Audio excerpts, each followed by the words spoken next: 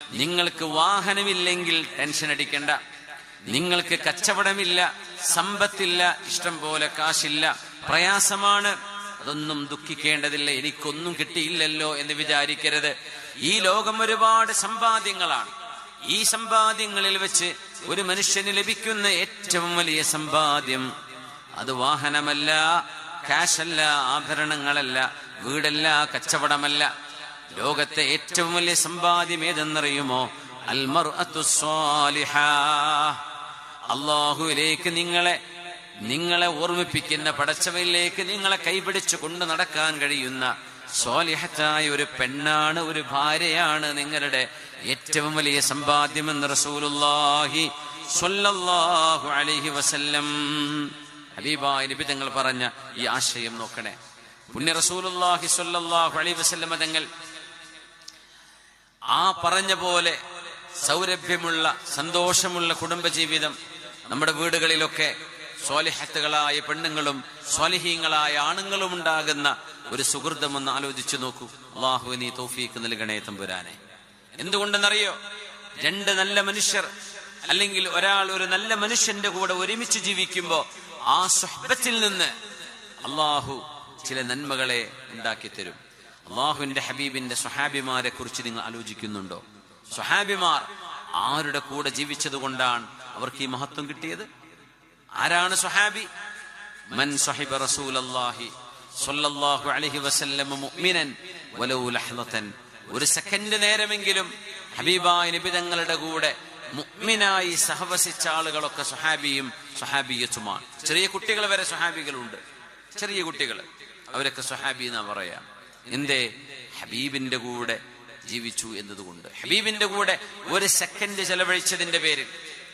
അവരിൽ വെച്ച് ഏറ്റവും കൂടുതൽ ഹബീബിന്റെ കൂടെ സമയം ചെലവഴിച്ച സ്വഹാബിയാണ് സയ്യിദുന അബൂബക്കർ സിദ്ദീഖ് റളിയല്ലാഹു അൻഹു.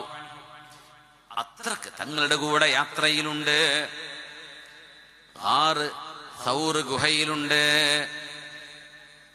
أعوذ بالله السميع العليم من الشيطان الرجيم. إلا تنصروه فقد نصره الله إذ أخرجه الذين كفروا ثاني اثنين إذ هما في الغار إذ يقول لصاحبه لا تحزن إن الله معنا فأنزل الله سكينته عليه وأيده بجنود لم تروها وجعل كلمة الذين كفروا السفلى وكلمة الله هي العليا. ആരാണോ ഹബീബിന്റെ സ്വാഹിബുഹു ഫിൽ ഗാർ, അവരാണ് സിദ്ദീഖ് റളിയല്ലാഹു അൻഹു. സമ്പത്ത് മുഴുവൻ ഹബീബിന് വേണ്ടി ചെലവഴിച്ചവർ. ഇസ്രാ മിഅ്റാജ് കഴിഞ്ഞു വന്ന് ഹബീബായ നബി തങ്ങൾ ആകാശ ലോകങ്ങളിൽ പോയ കാര്യം മക്കക്കാരോട് മുഴുവനും പറഞ്ഞുകൊണ്ടിരിക്കുമ്പോ അവരോട് ചെന്നു സിദ്ദീഖ് തങ്ങളോട് കാര്യം പറയാൻ. അവർ പറഞ്ഞു, സിദ്ദീഖേ, ഞങ്ങൾ പറയാറില്ലയോ നിന്റെ കൂട്ടുകാരന് ഭ്രാന്താണ് എന്ന്? മഅദല്ലാഹ്. ഇന്നലെ പറയുകയാണത്രേ ഇസ്രാ ചെയ്തുവെന്ന്, ബൈത്തുൽ മുഖദ്ദസിൽ പോയെന്ന്. അവിടെ നിന്ന് 7 ആകാശങ്ങളും കഴിഞ്ഞ് അതിനപ്പുറവും കഴിഞ്ഞ് തിരിച്ചു വന്നത്രേ ഇന്നലെ രാത്രിയിൽ. ഇമ്മാതിരി വർത്തമാനങ്ങൾ പറയുന്ന ഒരാളാണോ സിദ്ദീഖേ നിന്റെ കൂട്ടുകാരൻ എന്ന് ചോദിച്ചപ്പോഴാണ് അവഖാല ലക്കും ദാക്, എന്റെ റസൂൽ നിങ്ങളോടത് പറഞ്ഞോ? അവര് പറഞ്ഞു, ഞങ്ങളോട് പറഞ്ഞു. എന്നാൽ ഇൻ കാന ഖാലഹാ ഫഖദ് സദഖ, ഹബീബത പറഞ്ഞിട്ടുണ്ടെങ്കിൽ അത് സത്യമാണ്, അത് സത്യമാണ്, അത് സത്യമാണ്. ഫസുമ്മിയ സിദ്ദീഖ, അവിടെ മുതലാണ് അബൂബക്കർ ഇബ്നു അബീ ഖുഹാഫ എന്ന് പറയുന്ന ഈ സ്വഹാബി റളിയല്ലാഹു അൻഹു സിദ്ദീഖ് എന്നറിയപ്പെടാൻ തുടങ്ങിയത്. ഈ സംഭവം ശരിവെച്ചതിന്റെ ശേഷമാണ്. അതുമാത്രമോ, ഈ ഉമ്മത്തിലെ മുഴുവൻ ആളുകളുടെയും ഈമാൻ ഒരു തുലാസിന്റെ തട്ടിലും, സിദ്ദീഖ് റളിയല്ലാഹു അൻഹുവിന്റെ ഈമാൻ മാത്രം മറ്റേ തട്ടിലും കൊണ്ടുപോയി വെച്ചാൽ സിദ്ദീഖ് റളിയല്ലാഹു അൻഹുവിന്റെ ഈമാനിനാണ് ഭാരം തൂങ്ങുക എന്ന് പറഞ്ഞാൽ അത് ഹബീബായ നബി തങ്ങളുടെ കൂടെ ഏറ്റവും കൂടുതൽ നബി തങ്ങളുടെ കൂടെ സമയം ചെലവഴിച്ചത് കൊണ്ടാണ്. ഹബീബിന്റെ സുഹ്ബത്തിന്റെ വെളിച്ചമാണത്. ഹബീബിന്റെ സുഹ്ബത്തിന്റെ മഹത്വമാണത്. പുണ്യനബി തങ്ങൾ ഒരു കഥ പറയുന്നു. അന്ന റജുലൻ കാന യഹ്റുസു അലാ ബഖറ, ഒരു മനുഷ്യൻ ഒരു പശുവിന്റെ പുറത്ത് കയറിയിട്ട് അദ്ദേഹം തന്റെ കൃഷിയിടത്തിൽ കൃഷി ഇറക്കിക്കൊണ്ടിരിക്കുകയാണ്. ഫൽതഫതത് ഇലൈഹി, ആ പശുവിന്റെ പുറത്ത് കയറാൻ യാത്ര ചെയ്യാനുള്ളതല്ല പശു എന്ന് പറയുന്നത്. ആ ഒരു പാവം മൃഗത്തിന്റെ പുറത്ത് യാത്ര ചെയ്യാനുള്ളതല്ല. ഫൽതഫതത് ഇലൈഹി, തന്റെ പുറത്ത് കൃഷിയിടം കിളക്കാൻ വേണ്ടി തന്റെ പുറത്തിരുന്ന് യാത്ര ചെയ്യുന്ന ഉടമസ്ഥനോട് ആ പശു പറഞ്ഞത്രേ, മാ ഖുലിഖ്തു ലിഹാദാ, എന്നെ അല്ലാഹു പടച്ചത് എന്റെ പുറത്ത് യാത്ര ചെയ്യാനല്ല എന്ന് ആ പശു സംസാരിച്ചു എന്ന് പറയുന്ന ചരിത്രം. ഇത് സ്വഹീഹുൽ ബുഖാരിയിൽ ഇമാം ബുഖാരി തങ്ങൾ ഉദ്ധരിച്ചിട്ടുള്ളതാണ്. സ്വഹീഹ് മുസ്ലിമിലുണ്ട്, മുത്തഫഖ് അലൈഹി ഹദീസാണ്. പശു സംസാരിച്ചു എന്ന് പറഞ്ഞപ്പോ സുബ്ഹാനല്ലാഹ്, കൂടെയുള്ള ചില ആളുകൾ പറഞ്ഞു, സുബ്ഹാനല്ലാഹ് തതകല്ലമു ബഖറ, ഒരു പശു സംസാരിക്കുകയോ? അത്ഭുതപ്പെട്ടു. അവർക്ക് എന്തോ ഒരു കൗതുകം പോലെ, ഇതെന്തോ സംഭവിക്കുമോ എന്ന തോന്നല്. അപ്പോഴാണ് ഹബീബാ നബി തങ്ങൾ പറഞ്ഞത്, ലാകിന്നി ഊമിനു ബിദാലിക് അന വ അബൂബക്കറിൻ വ ഉമർ, എന്നാൽ ഞാനത് വിശ്വസിച്ചു, എന്റെ അബൂബക്കറും വിശ്വസിച്ചു, എന്റെ ഉമറും വിശ്വസിച്ചു എന്ന് രണ്ടുപേരും അവിടെ ഇല്ലാതിരിക്കെ തന്നെ നബി തങ്ങൾ പറഞ്ഞിട്ടുണ്ട് സ്വല്ലല്ലാഹു അലൈഹി വസല്ലം. അത്രമേൽ ഈമാനിന്റെ ഖനമുള്ള ഈമാനുള്ള മഹാനാണ് അബൂബക്കർ സിദ്ദീഖ് റളിയല്ലാഹു അൻഹു. അതുകൊണ്ട് സ്വഹാബിമാരുടെ ഈമാനിന് പ്രത്യേകതയുണ്ട്. അവർക്ക് ലഭിച്ച പോലെയുള്ള ആത്മീയമായ വെളിച്ചം താബിഈങ്ങൾക്ക് ലഭിച്ചിട്ടില്ല, ലഭിക്കുക സാധ്യവുമല്ല. എന്തുകൊണ്ട്? അല്ലാഹുവിന്റെ റസൂലിനെ കാണുകയോ ഹബീബിന്റെ പരിസരത്തിരിക്കാൻ കഴിയുകയോ ചെയ്യുന്നതിനേക്കാളും വലിയ മഹത്വം ഒരു സ്വഹാബിക്ക് ലഭിച്ചതുപോലെ മറ്റൊരാൾക്കും ലഭിക്കുകയുമില്ല. ഹബീബിന്റെ കൂടെ ഇരിക്കുന്ന സ്വഹാബിമാർ തങ്ങളോട് ചോദിക്കുകയാണ്, യാ റസൂലല്ലാഹ്, അല്ലാഹുവിന്റെ റസൂലേ, നകൂനു ഇൻദക, ഞങ്ങൾ അങ്ങയുടെ അരികത്ത് ഇങ്ങനെ ഇരിക്കുമ്പോൾ, ഫനകൂനു അലാ മാ തറാ, നബിയേ ഞങ്ങളുടെ മനസ്സിൽ എന്തെന്നില്ലാത്ത ഈമാൻ വരുന്നുണ്ട് നബിയേ. ഞങ്ങൾ സ്വർഗം കണ്ണിൽ കാണുന്ന പോലെ, നരകം കൺമുമ്പിൽ കാണുന്ന പോലെ, ഹിസാബ് നടക്കുന്ന പോലെ, അല്ലാഹുവിനെ കാണുന്ന പോലെ. പുണ്യ നബിയേ, അങ്ങയുടെ അരികത്ത് നിന്ന് ഞങ്ങൾ വീട്ടിലേക്ക് പോയാൽ, ഫഇദാ റജഅനാ ഇലാ ബുയൂതിനാ ആഫസ്ന النساء على الفرش, ഞങ്ങളുടെ ഭാര്യമാരൊത്ത് ഞങ്ങൾ കിടപ്പറകൾ പങ്കിടുകയും ചെയ്യുമ്പോൾ ഇതുപോലെയുള്ള ഒരു മനസ്സിന്റെ അവസ്ഥ ഞങ്ങൾക്ക് വരുന്നില്ല നബിയേ. ഞങ്ങൾ വീട്ടിലെത്തുമ്പോൾ അങ്ങയുടെ മജ്‌ലിസിൽ ഇരിക്കുന്ന പോലെ ഞങ്ങളുടെ മനസ്സ് തോന്നുന്നില്ലല്ലോ. അതുകൊണ്ട് റസൂലേ, ഞങ്ങൾ എന്താണ് ചെയ്യേണ്ടത് എന്ന് ചോദിച്ചപ്പോഴാ ഹബീബാ നബി തങ്ങൾ പറയുന്നത്, പുണ്യനബി തങ്ങളുടെ സദസ്സിൽ ഇരിക്കുന്നതിന്റെ മഹത്വം നമ്മൾ ആലോചിച്ചു നോക്കൂ. ലൗ തദൂമൂന അലാ മാ തകൂനൂന അലൈഹി ലസ്വാഫഹതുകുമുൽ മലായികതു അലാ തുറുഖാത്ത് വലാകിൻ സാഅതും വസാഅ. സ്വഹാബികളെ, നിങ്ങൾക്കറിയുമോ, എന്റെ മുമ്പിൽ ഇരിക്കുന്ന പോലെ ആ മനസ്സോടുകൂടെ തന്നെയാണ് നിങ്ങളുടെ വീട്ടിലും നിങ്ങളുടെ മക്കളോടൊപ്പവും നിങ്ങളുടെ മനസ്സെങ്കിൽ, നിങ്ങൾ പോകുന്ന വഴികളിൽ അല്ലാഹുവിന്റെ മാലാഖമാർ നിങ്ങളുടെ കൈപിടിച്ചുകൊണ്ട് അസ്സലാമു അലൈക്കും എന്ന് സലാം പറയുമായിരുന്നു. നിങ്ങൾ എന്റെ കൂടെ ഇരിക്കുന്ന പോലെ നിങ്ങൾക്ക് മനസ്സ് വരികയാണെങ്കിൽ, നിങ്ങൾ ആത്മീയമായ റുഹാനിയായ ആധ്യാത്മികമായ ആ ഒരു വെളിച്ചം നിങ്ങളുടെ കയ്യിൽ എപ്പോഴും ഉണ്ടെങ്കിൽ, നിങ്ങളുടെ മനസ്സിലുണ്ടെങ്കിൽ, അള്ളാന്റെ മലക്കുകൾ വന്ന് കൈപിടിച്ച് സലാം പറയുമായിരുന്നു. വലാകിൻ സാഅതും വസാഅ, എന്നാൽ ഈ ലോകത്താണ് നമ്മൾ ജീവിക്കുന്നത്. ഈ ലോകത്തിന്റെ ചിന്തകൾ നമ്മുടെ മനസ്സിലേക്ക് വരും, പരലോകത്തിന്റെ ചിന്തകൾ വരും. അത് മാറി മാറി വരുന്നത് സ്വാഭാവികമാണ്, നിങ്ങൾ വിഷമിക്കണ്ട. അങ്ങനെ എങ്ങാനും അല്ലായിരുന്നുവെങ്കിൽ എന്റെ സദസ്സിൽ ഇരുന്ന് നിങ്ങൾ എഴുന്നേൽക്കുന്ന പോലെയാണ് എല്ലാ സമയവും നിങ്ങളുടെ മനസ്സെങ്കിൽ, അല്ലാഹുവിന്റെ മലക്കുകൾ നിങ്ങളുടെ കൈപിടിച്ച് സലാം പറയുമായിരുന്നു. മലക്കുകൾ സലാം പറഞ്ഞിരുന്ന സ്വഹാബിമാരുണ്ട്, അത് കേട്ടവരുണ്ട്. അവരിൽപ്പെട്ട മഹാനാണ് ഇമ്രാൻ ഇബ്നുൽ ഹുസൈൻ റളിയല്ലാഹു അൻഹു. കാന ഇദാ ഇസ്തൈഖദ മിൻ നൗമിഹി, മഹാനായ ഇമ്രാൻ ഇബ്നുൽ ഹുസൈൻ റളിയല്ലാഹു അൻഹു ഉറക്കത്തിൽ എഴുന്നേറ്റാൽ സല്ലമ അലൈഹി സാഹിബുൽ യമീൻ, ചുമലിൽ കിടക്കുന്ന വലത് ചുമലിൽ കിടക്കുന്ന മാലാഖ അസ്സലാമു അലൈക്കും യാ ഇമ്രാൻ, ഇമ്രാൻ ഇബ്നുൽ ഹുസൈനെ, ഇമ്രാൻ ഇബ്നുൽ ഹുസൈൻ റളിയല്ലാഹു അൻഹുവിനോട് അസ്സലാമു അലൈക്കും എന്ന് സാഹിബുൽ യമീൻ പറയും. വസല്ലമ അലൈഹി സാഹിബുശ് ശിമാൽ, ഇടത് ചുമലിൽ കിടക്കുന്ന അസീദ് അലൈഹിസ്സലാം അസ്സലാമു അലൈക്കും എന്ന് മഹാനവറുകളോട് സലാം പറയുമായിരുന്നു. അസുഖബാധിതനായി കിടക്കുന്ന സമയമായിരുന്നു അത്. പിന്നെ മഹാനവറുകൾ ഖയ്യ് എന്ന് പറയുന്ന ചൂട് വെക്കുന്ന ഒരു ചികിത്സ ചെയ്തു. ആ ചികിത്സ ചെയ്തതിന് ശേഷം മഹാനവറുകൾക്ക് ഈ ഭാഗ്യം ലഭിച്ചില്ല. പിന്നെ മലക്കുകൾ വരുന്നില്ല. പിന്നെ ആ ഒരു കൈ തീ വെച്ച് അല്ലെങ്കിൽ ചൂട് വെച്ച് ചികിത്സിച്ചതിന്റെ ആ വേദനയൊക്കെ മാറിപ്പോയതിനു ശേഷം അല്ലാഹുവിന്റെ മലക്കുകൾ തിരിച്ചു വന്നുവെന്നും ആ മാലാഖമാരുടെ സലാം ഉറക്കത്തിന് എഴുന്നേറ്റ ഉടനെ 2 സലാം മഹാനായ ഇമ്രാൻ റളിയല്ലാഹു അൻഹു കേൾക്കുമായിരുന്നു. ഒന്ന് വലതുഭാഗത്തുള്ള മലക്ക് അസ്സലാമു അലൈക്കും എന്ന് പറയും, മറ്റേത് ഇടത് ചുമലിലുള്ള മലക്കും മഹാനവറുകളോട് സലാം പറയും.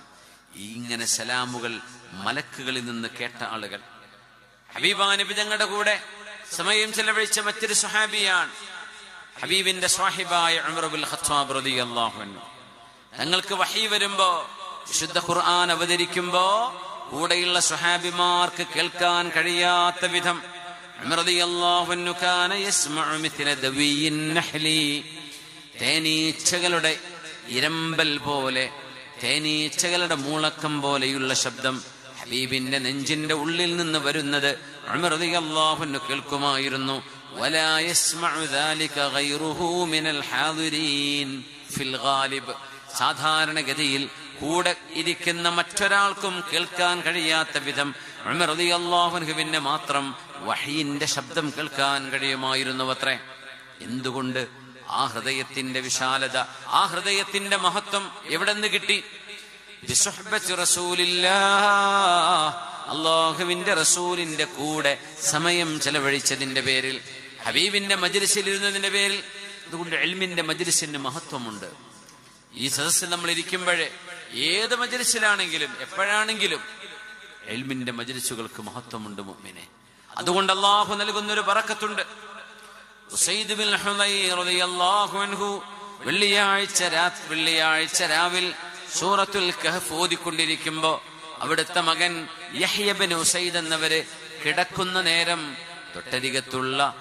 തൊട്ടരികത്ത് കെട്ടിയിട്ടിരുന്ന മഹാനവറുകളുടെ കുതിര ചാടുന്നത് കണ്ടു. ഉസൈദ് ബിൻ ഹുദൈർ എന്നവര് ചാടിക്കളിക്കാൻ മേലോട്ട് നോക്കുന്നുണ്ട്. പുറത്തിറങ്ങി നോക്കി, ഒന്നും കാണുന്നില്ല.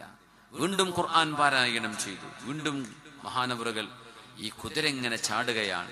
തന്റെ കുഞ്ഞിന്റെ മീതെ കുതിര ചവിട്ടുമോ എന്ന് പേടിച്ചു. അങ്ങനെ പുറത്തിറങ്ങി നോക്കുമ്പോൾ ഫഇദാ സഹാബത്തുൻ നസലത് മിഥല ദുല്ല, മഹാനായ ഉസൈദ് റളിയല്ലാഹു അൻഹുവിന്റെ പരിശുദ്ധമായ ഖുർആനിന്റെ മനോഹരമായ പാരായണം കേൾക്കാൻ വേണ്ടി ഭൂമിയിലേക്ക് ഇറങ്ങി വന്ന മാലാഖമാർ വിളക്കുകൾ കത്തിച്ചു വെച്ചതുപോലെയുള്ള മേഘപടലമാണ് കണ്ടത്. തിൽക്കൽ മലായികതു നസലത് തനസ്സലത് തസ്തമിഉ الذിക്റ. റസൂലുള്ളാഹി തങ്ങൾ പറഞ്ഞു സ്വല്ലല്ലാഹു അലൈഹി വസല്ലം, തിൽക്കൽ മലായികതു, അത് അല്ലാഹുവിന്റെ മലക്കുകളാണ്. തനസ്സലത്, അവരിറങ്ങി വന്നു. തസ്തമിഉ الذിക്ർ, പരിശുദ്ധ ഖുർആൻ കേൾക്കാൻ വേണ്ടി, വിശുദ്ധ ഖുർആൻ കേൾക്കാൻ വേണ്ടി ഇറങ്ങി വന്ന മലക്കുകളായിരുന്നുവത്.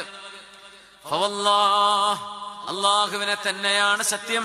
ഉസൈദ് ബിൻ ഹുദൈർ എന്നവരെ, നിങ്ങളെങ്ങാനും ആ വിശുദ്ധ ഖുർആനിന്റെ പാരായണം നേരം പുലരുവോളം നിർത്താതെ ഓതുകയായിരുന്നുവെങ്കിൽ ലറഊഹന്നാസു അയാനാ, മദീനയിലൂടെ നടന്നു പോകുന്ന മുഴുവൻ ആളുകൾക്കും ആ മേഘത്തിലൂടെ ഇറങ്ങി വന്ന മലക്കുകളെ കാണാൻ കഴിയുമായിരുന്നുവെന്ന് റസൂലുള്ളാഹി സ്വല്ലല്ലാഹു അലൈഹി വസല്ലം.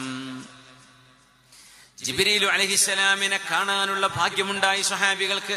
എല്ലാവർക്കും അല്ല, ചില ആളുകൾക്ക്. അവരിൽപ്പെട്ട മഹാന്മാരിൽപ്പെട്ട ആളുകളാണ് ജാബിർ ഇബ്നു അബ്ദുല്ലാഹി റളിയല്ലാഹു അൻഹു, അബ്ദുല്ലാഹി ഇബ്നു അബ്ബാസ് റളിയല്ലാഹു അൻഹു, അബൂ ഹുറൈറ റളിയല്ലാഹു അൻഹു, മഹാന്മാരായ ഖുലഫാഉർ റാഷിദീങ്ങൾ, സിദ്ദീഖ് എന്നവരും ഉമർ എന്നവരും ഉസ്മാൻ എന്നവരും അലിയാരിതങ്ങളും, ഇവർക്ക് മഹാനായ ജിബ്രീൽ അലൈഹിസ്സലാം ഹബീബിന്റെ സദസ്സിൽ വന്നിരിക്കുമ്പോ മഹാനവറുകളെ കാണുമ്പോൾ ദിഹ്യത്തുൽ കൽബി റളിയല്ലാഹു അൻഹുവിന്റെ രൂപത്തിൽ കാണാൻ കഴിയുമായിരുന്നു. വേറെ സ്വഹാബിമാർ കാണുന്നവരുണ്ട്, കാണാത്തവരും ആ സദസ്സിലുണ്ട്.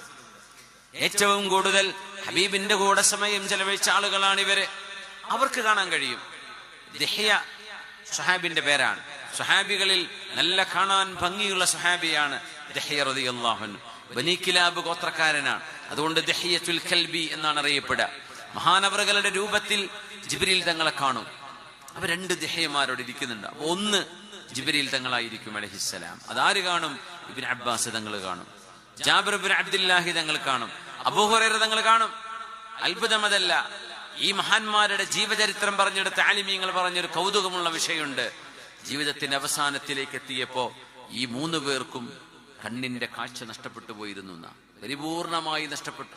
അതിന് കാരണം പറഞ്ഞത് അള്ളാഹുവിന്റെ മലക്കിനെ ഒരുപാട് കാലം കണ്ടതുകൊണ്ടാണ് അങ്ങനെ ഒരു അനുഭവം ഉണ്ടാവാൻ കാരണം എന്നാണ്.